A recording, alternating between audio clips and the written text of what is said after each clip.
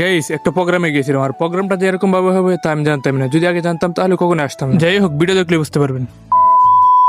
আসসালামু আলাইকুম গাইস, কেমন আছেন? আশা করি ভালো আছেন। আলহামদুলিল্লাহ আমিও ভালো আছি। যাইতে হবে একটা প্রোগ্রামে, তাই গোসল টোসল করে রেডি হয়ে বসে আছি। আগে থেকে একটা গাড়িও রিজার্ভ করা ছিল, আর কাকা আমাকে কল দিয়ে বলতেছে সবাই গাড়িতে এসে পড়ছে, তুই আই। আর গাড়িটা ছিল পিক আপ গাড়ি। আমি যাওয়ার সাথে সাথে গাড়িটাও টান দিয়ে দিচ্ছি। আর এই যে রাস্তার অপর সাইডে দেখতেছেন ঢাকা কাচ্চি ডাইন, এটা উদ্বোধন হয়েছে প্রায় অনেকদিন হয়েছে, কিন্তু এখন পর্যন্ত আমি কোনোদিন যাইনি। আপনারা কমেন্টে বললেন তো এই সমাজকে আমাকে মেনে নেবে। যাই হোক, এই গাড়ি দিয়ে যাইতে ভালোই লাগতেছে, অনেক বাতাস লাগতেছে। আর আমাদের আক্কাস ভাই 80 বছর উপর হলো, কি হবে?